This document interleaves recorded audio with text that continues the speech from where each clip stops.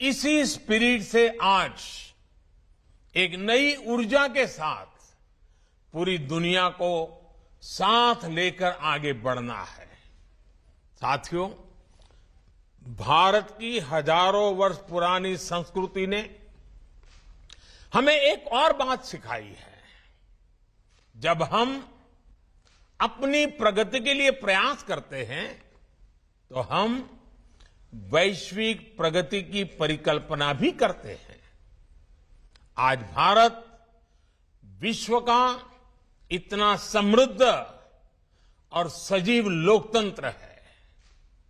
हमारे पास लोकतंत्र के संस्कार भी हैं और मदर ऑफ डेमोक्रेसी के रूप में गौरवशाली परंपरा भी है। भारत के पास जितनी विशिष्टता है उतनी ही विविधता भी है। ये डेमोक्रेसी, ये डायवर्सिटी, ये इंडिजीनियस अप्रोच, ये इंक्लूसिव सोच, ये लोकल लाइफस्टाइल, ये ग्लोबल थॉट्स आज वर्ल्ड इन्हीं आइडियाज में अपनी सभी चुनौतियों के समाधान देख रहा है और G20 इसके लिए एक बड़े अवसर के रूप में काम आ सकता है। हम दुनिया को ये दिखा सकते हैं कि कैसे डेमोक्रेसी जब एक व्यवस्था की साथ साथ एक संस्कार और संस्कृति बन जाती है तो कॉन्फ्लिक्ट का स्कोप समाप्त हो जाता है। हम दुनिया के हर मानव को आश्वस्त कर सकते हैं कि प्रगति और प्रकृति दोनों एक दूसरे के साथ चल सकते हैं।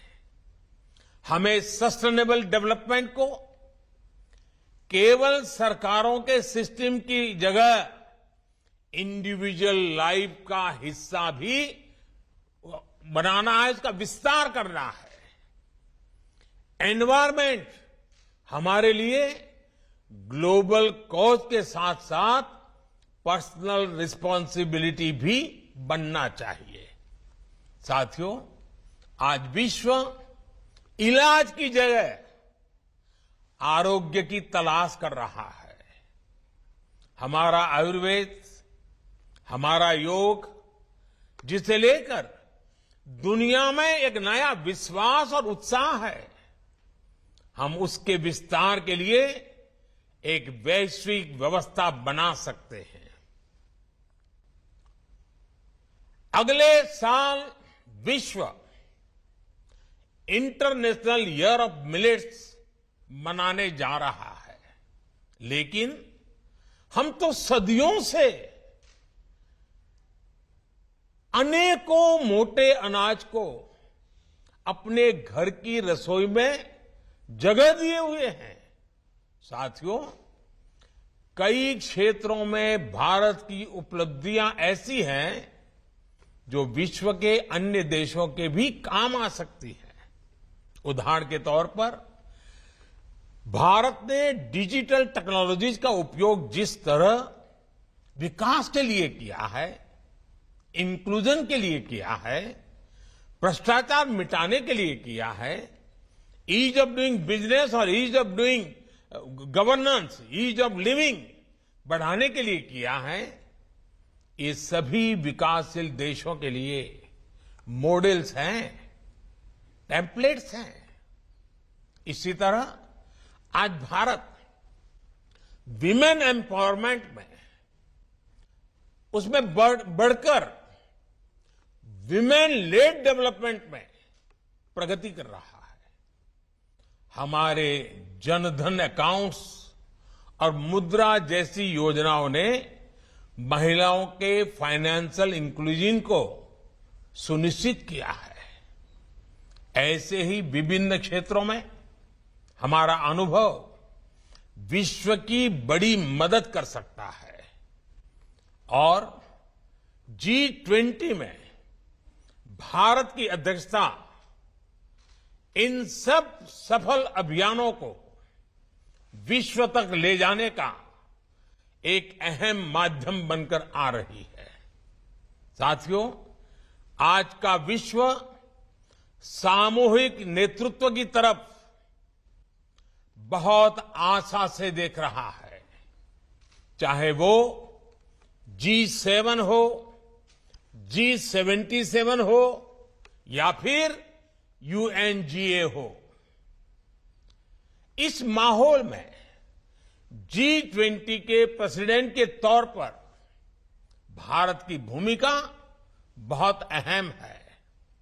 भारत एक और विकसित देशों में से घनिष्ठ रिश्ते रखता है और साथ ही विकासशील देशों के दृष्टिकोण को भी अच्छी तरह से समझता है, उनकी अभिव्यक्ति करता है।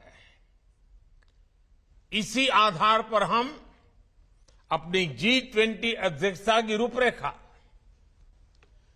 ग्लोबल साउथ के उन सभी मित्रों के साथ मिलकर बनाएंगे जो विकास के पथ पर दशकों से भारत के सहयात्री रहे हैं। हमारा प्रयास रहेगा कि विश्व में कोई भी फर्स्ट वर्ल्ड या थर्ड वर्ल्ड न हो, बल्कि केवल वन वर्ल्ड हो। भारत पूरे विश्व को एक कॉमन ऑब्जेक्टिव के लिए, एक बेहतर भविष्य के लिए साथ लाने के विजन पर काम कर रहा है।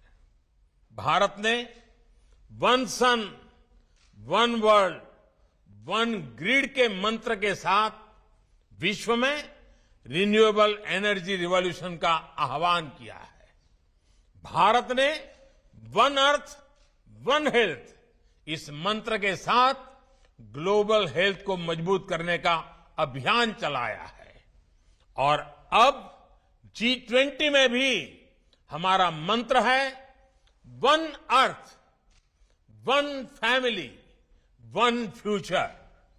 भारत के यही विचार, यही संस्कार विश्व कल्याण का मार्ग प्रशस्त करते हैं। साथियों, आज मेरा देश की सभी राज्य सरकारों, सभी राजनीतिक दलों से भी एक आग्रह है। ये आयोजन सिर्फ केंद्र सरकार का नहीं है, ये आयोजन हम भारतीयों का आयोजन है। G20 हमारे लिए अतिथि देवो भव की अपनी परंपरा के दर्शन करवाने का भी एक बड़ा अवसर है। ये G20 से जुड़े आयोजन केवल दिल्ली या कुछ जगहों तक ही सीमित नहीं रहेंगे। इसके तहत देश के कोने कोने में कार्यक्रम होंगे। हमारे हर राज्य की अपनी विशेषताएं हैं, अपनी विरासतें हैं। हर राज्य की अपनी संस्कृति है, अपना सौंदर्य है, अपनी आभा है, अपना आतिथ्य है। राजस्थान का आतिथ्य आमंत्रण है, पधारो मारे देश। गुजरात का प्यार भरा अभिनंदन है, तमारू स्वागत छे।